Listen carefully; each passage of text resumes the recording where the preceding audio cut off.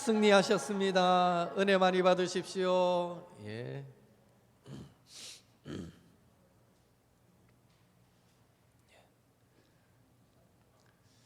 여러분, 자녀를 교육시키실 때 사교육을 어느 정도로 시켜보셨는지 모르겠습니다. 이 대구라는 한 도시 안에서도 이 구에 따라서, 어느 구에 사느냐, 구에 따라서 이 자녀 교육열은 천차만별인 것을 여러분도 잘 아실 것입니다.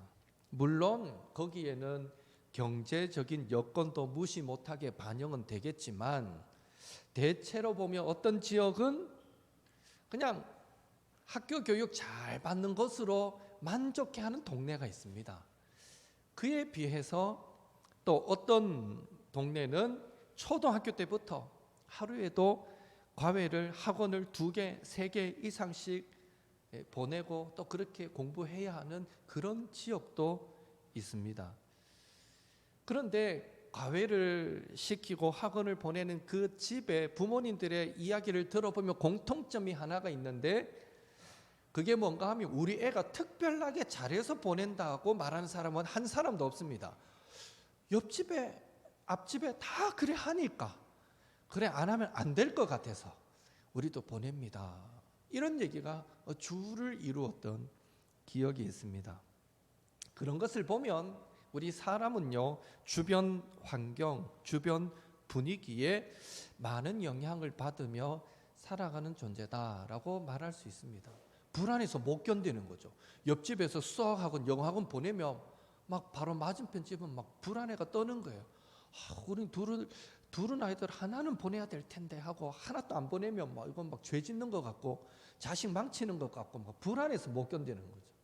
그러니까 옆집에서 2개 보내면 하나라도 보내야 되고, 3개 보내면 2개는 보내야 되고, 옆집에서 한 가구 100만 원짜리 보내면 적어도 50만 원짜리는 보내야 되고, 막 이게 그렇게 분위기에 휩쓸려서 막 허리띠를 졸라매야 되고, 수입의 어떤 가정은 수입의 50%를 막 자녀 교육비에 투자하는 이런 가정들도 생겨날 수밖에 없습니다. 우리 주변에 전부 다 아이고 애들 교육 지가 알아서 한다, 가만히 던져놓으면 된다, 다 이런 분위기면 자연스럽게 그래 안 되겠어요? 그래 뭐 알아서 그겠지. 예, 학원 개인이 보내면 막 숨기고 이거 어디 가서 학원 다닌다 얘기하지 마라 막 이러고 다닐 텐데, 그렇잖아요. 분위기, 환경이 참 중요한 것 같아요. 영적인 풍토도 마찬가지인 것 같습니다. 어떤 교회는요, 모이기에 힘쓰고 또 모일 때마다 서로를 향한 권면, 위로, 섬김, 희생, 감사가 있는가 하면, 어떤 교회는 모이기에 열심을 내지 않고 모여도 은혜와 위로와 섬김과 감사를 느끼지 못하는 그런 교회도 있다는 것입니다. 여러분이 생각하실 때 우리 옥토교회의 영적인 풍토는 어떻다고 생각되십니까? 여러분 각자가 성도와 맺고 있는 관계는 또 어떠하다고 생각되시는지요? 오늘은 교회와 성도가, 또 성도와 성도가 어떤 관계를 맺는 것이 가장 성경적이고 하나님께서 기뻐하실 만한 모습인가에 대해서 바울과 빌립보 교회의 경우를 가지고 우리가 크게 3가지 정도로 나눠서 한번 묵상해 보기를 원합니다. 첫째로, 바울과 빌립보 교회는요, 협력 관계를 맺고 있었습니다. 협력 관계. 7절 전반절 말씀 같이 읽겠습니다. 내가 너희 무리를 위하여 이와 같이 생각하는 것이 마땅하니 이는 너희가 내 마음에 있음이며, 이는 너희가 내 마음에 있음이며. 바울은 빌립보 교회를, 그 성도들을 끔찍이 아끼고 사랑했던 것 같습니다. 그렇지 않고서야 어떻게 이런 고백이 가능합니까? 너희가 내 마음에 있음이며, 너희가 내 마음에 있기 때문이다. 너희가 내 마음에 있다. 누군가가 내 마음속에 있다는 느낌, 여러분 어떤 건지 이미 경험해 보셨으리라 생각됩니다. 누군가가 내 마음에 있다는 느낌. 젊은 시절 이성 연애를 통해서 어디에 있든 무엇을 하든 온통 그 사람 생각으로 내 마음속에 가득 차 있었던 경험 한두 번씩 해보셨으리라 여겨집니다. 자녀를 낳아 기를 때 항상 마음 한쪽에 힘과 기쁨이 되는 자녀들에 대한 생각으로 차 있으셨던 경험 있으실 것입니다. 남편이나 아내의 말은 흘려들어도 자녀들의 말은 꼭 기억하게 되고 어떤 식으로든지 응답해 주셨던 경험 분명히 있으실 것입니다. 저도 한 번씩 농담 삼아 웃으라고 내가 뭐 해달라 하면 안 해주면서 어째 자가 해달라 하는 거는 바로 해주노? 하고 이런 농담 한 번씩 하잖아요. 부모는 그런 것 같아요. 물론 남편도 신경 쓰고 아내도 신경 쓰지만 그에 비하면 이 자녀가 뭐라고 한마디 하면요, 이거는 어떻게 딱 꽂혀가지고 이게 해결될 때까지 마음에서 떨어지지 않는 거예요. 용돈을 줬는데 금세 뭐 며칠 안 지나고 용돈 다 쓰고는 아빠 용돈 떨어졌어 이러면 그거 네가 알아서 살아야지 그거 왜 내한테 그러냐고 말은 이래도 아빠 용돈 떨어져서 이 말 들은 그 순간부터 계속 신경 쓰이는 거예요. 아, 자 용돈이 떨어졌다는데 그렇다고 이 정해놓은 한 달에 얼마 이 룰이 있는데 뭐 떨어졌다 할 때마다 다 줄 수도 없고 그렇다고 안 주면 자가 왜 살겠나 싶기도 하고 뭐 이런 경험. 그러니까 항상 이 마음 안에 있다는 거죠. 자녀들에 대한 생각이 차 있기 때문에 가능한 한 현상입니다. 부모 형제에게 어려움이 닥쳤을 때 함께 아파하고 마음을 모으면서 가족의 존재가 서로의 마음 안에 얼마나 소중한 존재로 자리 잡고 있는가라는 이런 경험도 여러분들은 해보셨을 것입니다. 그런 의미에서 너희가 내 마음에 있다 이 말은요, 나는 온통 너희들 생각으로 가득하다. 너희의 존재 그 자체로 나의 힘이 되고 기쁨이 된다. 나는 너희를 생각할 때마다 정말 끈끈한 가족애를 느낀다. 뭐 이런 의미가 너희가 내 마음에 있다라는 말 속에 담겨 있는 것입니다. 그런데 여러분, 너희가 내 마음에 있음이며 라는 이 말은요, 단순히 바울의 짝사랑적인 고백이 아닙니다. 사실 이 부분의 번역은 의역에 가깝습니다. 그 구절의 헬라어 원문을 직역하면 이렇게 됩니다. 너희가 너희의 마음에 나를 있게 하였기 때문이며. 완전히 다르죠, 관점이. 한글 성경, 우리가 읽는 성경은 너희가 내 마음에 있다, 내 마음에 있다, 내 마음 안에 너희가 있다라는 식으로 번역을 했는데 실제 원문을 보면 너희가 너희의 마음 안에 나를 있게 하였기 때문이다. 이렇게 번역이 원문은 그렇게 되어 있습니다. 무슨 말입니까? 빌립보 교회 성도들이 그들의 마음 안에 바울이 있다라는 확신을 바울에게 줄 만큼 행동으로 보여주었다라는 의미가 됩니다. 그러니까 바울의 마음에도 빌립보 교회 성도들이 있을 수밖에 없다라는 의미가 되는 것이죠. 너희가 너희 안에 내가 있다는 걸 내가 알 만큼 행동해 준다면 당연히 내 마음 안에도 그 사람이 있을 수밖에 없는 그런 의미에서 너희가 내 마음에 있다라고 지금 고백하고 있는 것입니다. 즉 각자의 마음 속에 서로가 있다라는 의미가 담겨 있는 것입니다. 그렇다면 무엇이 바울에게 빌립보 교회 성도들의 마음 속에 자신을 향한 마음이 있다라는 확신을 심어주게 만들었느냐?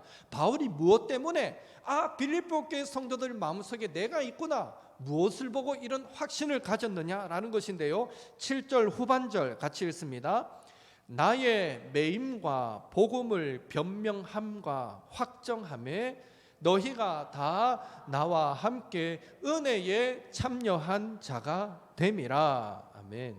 지금 바울은 옥에 갇혔어도 복음을 위해서 계속해서 변증하고 더 나아가서 이미 세운 교회들을 바른 교훈으로 세워가는 일을 계속하고 있었습니다. 사람이 오면 그 사람을 통해서 권면을 전하든지 편지를 주든지 간에 계속해서 그 일을 감당하고 있었는데, 바로 그 일에 빌립보 교회 성도들이 전심으로 동참했던 것입니다. 빌립보 교회 성도들의 이런 동참이 바울로 하여금 빌립보 교회 성도들의 마음속에 자신뿐 아니라 자신의 가르침이 분명하게 새겨져 있구나라는 확신을 심어주게 되었다라는 것입니다. 그런데 여기서 우리가 잊지 말아야 할 사실은 빌립보 교회 성도들이 바울의 사역에 물심양면으로 동참하기까지는 빌립보 교회를 바른 교훈 위에 세우려 했던 바울의 수고와 눈물도 있었다라는 것입니다. 그러했기에 빌립보 교회 성도들도 이미 바울로부터 받았던 은혜를 기억하면서 바울의 어려움과 그 선교 사역에 기꺼이 동참할 수 있었던 것입니다. 그런 의미에서 바울과 빌립보 교회는 어느 한쪽의 일방적인 섬김이 아닌 신앙적인 협력 관계에 있었다라고 말할 수 있는 것입니다. 그런 관계가 바울은 바울대로, 빌립보 교회 성도들은 성도들대로 서로를 생각할 때에 당신은 내 마음에 있습니다. 나는 온통 당신을 향한 생각뿐입니다. 당신이 존재하는 것만으로도 나에게는 큰 기쁨이 됩니다. 당신은 나의 가족과 같습니다. 라고 끈끈한 사랑의 고백을 서로가 서로에게 가능하게 만들어 주었던 것입니다. 사랑하는 성도 여러분, 여러분도 주변 성도들과 서로의 필요를 채워주고 서로의 아픔도 기쁨도 함께 나누면서 서로에게 없어서는 안 될 소중한 그런 존재로 남는 관계를 우리 교회 안에서 성도 관계 속에서 만들어 가기를 원치 않으십니까? 바라기는 앞으로 저와 여러분의 관계가, 성도 서로 간의 관계가 누가 먼저라 말할 것 없이 섬김과 나눔과 기도를 통해서 아름다운 영적인 협력 관계를 만들어가게 되기를 예수님의 이름으로 축원합니다. 그런 의미에서 우리 한번 인사할까? 옆 사람과 인사할 때 이렇게 인사합시다. 성도님은 제 마음속에 있습니다. 이렇게 한번 인사합시다.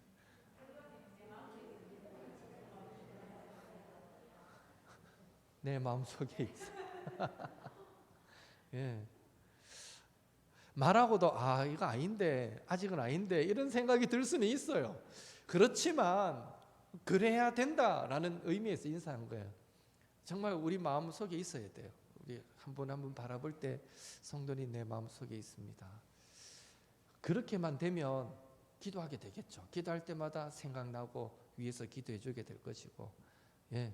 좋은 일이 생기면 나누고 싶어지게 될 것이고, 맛있는 게 생기면 또 나누어 주고 싶어지게 될 것이고, 마음 안에 있고 없고의 차이는 큰 것 같습니다. 우리가 그런 협력관계 만들어갈 수 있으면 좋겠고요. 둘째로 바울과 빌립보 교회는 생명관계를 맺고 있었습니다. 이 생명관계는 바울의 사모함에서 잘 나타나고 있습니다. 8절 같이 읽습니다. 내가 예수 그리스도의 심장으로 너희 무리를 얼마나 사모하는지 하나님이 내 증인이시니라. 바울은 여러 교회를 향해서 이런 사모함을 표현했습니다. 로마서 1장 11절을 보면 바울은 로마에 있는 교회 성도들을 향해서도 내가 너희 보기를 간절히 원한다 그렇게 고백했고요. 데살로니가전서 3장 6절을 보면 바울은 데살로니가 교회 성도들을 향해서도 우리가 너희를 간절히 보고자 한다라고 고백하고 있습니다. 심지어 바울은 이 빌립보 교회 성도들을 얼마나 사모했으면 4장 1절, 저 뒷부분인데요, 4장 1절에 보면 나의 사랑하고 사모하는 형제들, 나의 기쁨이요 면류가 아닌 사랑하는 자들아 라고 부르고 있습니다. 나의 기쁨이요 면류가 아닌 사랑하는 자들아. 그냥 인사로 했던 말이 아닌 것 같아요. 바울은 빌립보 교회를 생각할 때 정말 기쁘고 감사하고 감격스럽고 정말 여러분은 나의 면류관입니다. 나의 기쁨입니다. 이 고백이 그대로 묻어나는 것 같아요. 그만큼 바울과 빌립보 교회는 서로 아주 강하게 연결되어 있었다라는 것을 알 수 있습니다. 또한 바울이 교회와 성도를 사모하는 이런 모습은요, 바울과 동역하면서 목회를 배우고 있었던 에바브로디도에게까지 영향을 끼치게 됩니다. 그래서 빌립보서 2장 26절을 보면 바울은 에바브로디도도 자기의 출신 교회인 이 빌립보 교회를 얼마나 간절히 사모하고 있는지 모른다라고 바울이 편지로 알려주고 있는 것입니다. 바울이 그렇게 사니까 자기가 세웠던 교회, 또 자기가 구원했던 사람들, 그들을 정말 간절히 사모하고 사랑하며 사니까 그 옆에서 목회를 배우던 에바브로디도도 이 빌립보 교회를 생각할 때 바울처럼 간절함으로 사모하게 되더라. 이 영적인 전염이죠. 전염. 참 무서운 거예요. 불평하기 시작하면 불평도 전염되지만 사랑하고 섬기고 희생하기 시작하면 그것도 전염되는 거예요. 그래서 이 공동체의 분위기를 어떻게 만들어 가느냐 정말 중요하고요. 그래서 바로 내 한 사람, 각자의 역할도 중요하다라는 것을 기억해야 됩니다.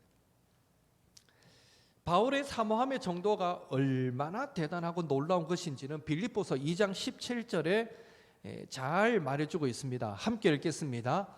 만일 너희 믿음의 제물과 섬김 위에 내가 나를 전제로 드릴지라도 나는 기뻐하고 너희 무리와 함께 기뻐하리니. 여러분, 전제가 무엇입니까? 제사의 한 형태거든요. 전제가 무엇일까요? 전제는요, 제사의 마지막 단계에 그 제물 위에나 그 제단 밑부분에 포도주를 부어드리는 제사입니다. 따라서 이 전제는 단독으로 드려질 수 없는 제사고, 항상 다른 제사가 드려질 때에 그 제사와 더불어서 함께 그 제사의 마지막에 그 제물 위에 붓든지 제단 밑에 붓든지 간에 함께 부어서 제사가 마무리되어지도록 하는 제사가 전제입니다. 그리고 디모데후서 4장 6절에 보면 바울은 전제와 같이 내가 벌써 부어지고 나의 떠날 시각이 가까웠도다라고 고백하고 있는데요. 여기에 보면 바울은 자신의 순교와 연결지어서 전제라는 제사를 이해하고 있습니다. 이런 사실들을 종합해 볼 때 이 전제라는 제사는 하나님을 섬기는 자들의 헌신적인 봉사, 이름도 빛도 없이 섬기는 봉사, 주를 위해 생명까지도 기꺼이 내어놓을 수 있는 거룩한 희생을 상징하고 있습니다. 따라서 바울이 빌립보 교회 성도들의 그 믿음의 제물 위에 자신이 전제로 드려질지라도 기뻐한다라고 했던 말은, 바울은 빌립보 교회 성도들의 믿음의 성장을 위해서라면, 그들이 하나님 나라를 위해서 애쓰고 수고하는 그 모든 일들을 위해서라면 자신이 전제로 드려지기를, 완전히 그들을 위해서 희생되어져도 나는 기쁘고 좋다, 나는 빌립보 교회 성도들을 위해서라면 죽어도 좋다라는 의미가 바로 전제로 부어지기를 원한다라는 의미가 되는 것입니다. 바울은 그만큼 그들을 사모했던 것입니다. 그렇다면 이런 바울의 사모함이 어떻게 해서 빌립보 교회 성도와의 생명관계를 나타낸다라고 말할 수 있겠습니까?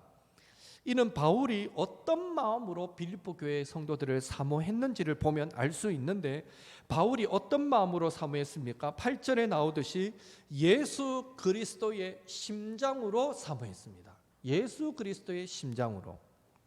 여러분, 예수님께서 십자가의 마지막에 어떻게 돌아가셨습니까? 한 심장 전문 의사였던, 전문의였던 이 분이 나중에 이제 신학을 하고 목사님이 되신 분이 계시는데, 그분이 예수님의 이 십자가에서의 죽으심, 그 죽으심에 대한 사인이 무엇인가에 대해서 나름 자기가 이제 의사였으니까, 그것도 특별히 심장 전문의였으니까 그것과 관련해서 이 예수님의 십자가의 죽음의 의학적인 사인은 심장 파열이다라고 자신 있게 글을 쓴 것을 읽어본 적이 있습니다. 심장 파열. 그분 주장입니다. 그 목사님에 의하면 예수님은 일반인보다 정상인보다 훨씬 빨리 십자가에서 운명하셨습니다. 못 박히는 그날 오후에 돌아가셨잖아요. 예. 보통 십자가에 못 박히면 아무리 못 살아도 3, 4일은 삽니다. 일반적으로 사람들이. 그리고 길게 사는 사람은 그 십자가 위에서 아무것도 못 먹는데도 그냥 한 번씩 목마르다 하면 이 솜 같은 데다가 물 찍어가 입에 대주는 게 다인데 고래 가지고도 십자가에서 일주일을 견딘대요. 오래 사는 사람은. 그러니까 잔인한 형벌이죠. 그 못이 박힌 채로 그 위에서 피가 서서히 몸에서 빠져나가는데 온 그 고통을 몸으로 일주일을 당하는 형벌이니 어마어마한 고통의 형벌이죠. 그런데 일반인들도 적어도 2, 3일은 일반적으로 가야 되는데 예수님은 당일날 바로 얼마 지나지 않아서 운명하셨거든요. 그것을 갖고 이 의사가 주장하는 거예요. 이 심장 전문의였던 의사가 하는 말이 저 일반인보다 훨씬 빨리 운명하셨다. 그리고 또 실제 그래서 유대인들은 유월절 안식일을 앞두고 시체가 십자가에 달려 있는 것을 원치 않았기 때문에 로마 군병들에게 예수님과 함께 달린 그 강도들 다리를 꺾어서라도, 그러니까 아주 이 망치 같은 건데 이 나무로 된 이런 망치 같은 걸로 이 무릎 있는 쪽을 이 다리 쪽을 세게 치면 이게 꺾이잖아요. 꺾이면서 뼈가 부러지면서 이 더 찢어지니까 피를 빨리 빼내려고 빨리 죽이려고 그렇게 때리기도 하고 다리를 꺾는 게 그런 의미거든요. 가만히 놔두면 4일에서 일주일을 사니까 이제 내일이면 안식일인데 이 계산상 오늘 끝나야 되겠거든. 빨리 죽여야 되겠거든. 그러니까 유대인들이 꺾어달라, 로마 군병들에게 다리를 좀 꺾어달라 해서 이 몽둥이를 들고 가봤더니 이미 예수님은 운명하셨고, 그래서 양평 강도만 다리를 꺾어서 죽게 만들었고 피를 흘려서 예수님은 죽었기 때문에 확인 차원에서 창을 찔러본 거예요. 그런 차원에서 창을 찌르셨는데 이 의사 말로는 창을 찔렀을 때 흘러내렸던 이 물과 피, 이 쏟아졌던 물과 피가 심장이 파열되었기 때문에 가능했던 증상이다 라고 이 심장 전문의 의사가 말을 하고 있습니다. 만약에 심장이 파열 안 됐으면 이 옆구리를 찔렀을 때 그 정도의 물과 피가 한 번에 쏟아지지는 않았을 거다. 그렇게 묘사될 만큼 쏟아지지는 않았을 거다라고 얘기를 합니다. 뭐 어찌됐건 그 목사님의 주장처럼 창에 찔리기 전에 예수님의 심장이 만약에 파열되셨다면 왜 그랬을까? 그것은 분명 십자가 위에서 우리들의 죄로 인해서 너무너무 가슴 아파하셨기 때문에 예수님의 심장은 마지막에 견디지 못하고 우리를 향한 사랑 때문에 터져버리고 말았을 것이다 라고 그분은 그렇게까지 해석을 합니다. 뭐 그럴 수도 있고 아닐 수도 있지만 이렇게까지 예수님의 사랑을 묵상하는 거 나쁘지 않다는 생각이 듭니다. 하여튼 예수님의 심장이 창에 찔리기 전에 이미 파열되었든지 아니면 이 군사가 너무 창을 깊숙이 찔러가지고 이 창 끝이 심장까지 찔러서 터뜨려서 이 물과 피가 많이 흘렸든지 뭐 어떻게 되었든지 간에 분명한 것은 예수님의 심장이 파열되어 흘리신 물과 피는 바로 죄인된 저와 여러분을 구원하기 위한 생명을 건 사랑의 증거였던 것입니다. 따라서 바울이 빌립보 교회 성도들을 향해서 그 예수님의 심장으로 사모한다라고 했던 말은 결국 빌립보 교회 성도들의 영혼 구원과 믿음 성장을 자신의 심장이 터지도록 사모한다, 자신의 생명을 희생할 만큼 사랑함으로 사모한다, 이런 의미로 우리는 받을 수 있는 것입니다. 그래서 우리는 바울과 빌립보 교회 성도와의 관계는 생명도 아낌없이 내어줄 수 있는 그런 생명관계다라고 말할 수 있다는 것이죠. 저는 우리 옥토교회가 영적인 협력 관계를 넘어서서 예수님의 심장으로 사모하는 관계, 그 사람의 영혼을 살리고 믿음을 성장케 하기 위해서라면 나는 죽어도 좋습니다 라는 이런 생명관계가 될 수 있기를 예수님의 이름으로 축원합니다. 물론 서로가 서로를 위해 생명이라도 내어놓을 듯이 죽어도 좋다는 듯이 사모함으로 사랑하는 관계를 어쩌면 아직까지 한 번도 경험해 보지 못했을 수도 있지만, 그래서 과연 그런 관계가 가능할까 의심되기도 하고, 그런 관계가 가능하다 하더라도 막막하기도 하겠지만, 이제부터라도 하나님, 저도 성도들과의 이 관계가 생명 관계가 되기를 원합니다. 하나님, 어떻게 해야 내가 생명 관계를 맺을 수 있습니까? 그 방법을 저에게 가르쳐 주십시오. 그때그때마다 성령님을 통해 깨닫게 해 주십시오. 우리 기도하면서 이 아름다운 생명 관계를 만들어 가야 하지 않겠습니까? 바라기는 자신을 희생함으로 사랑의 본을 보여주신 예수님 기억하시면서 우리 교회의 모든 성도의 관계도 예수님의 심장으로 사모하고 사랑하는 그런 생명 관계가 될 수 있기를, 그리고 그 일에 앞장서는 저와 여러분이 되시기를 한 번 더 예수님의 이름으로 축원합니다.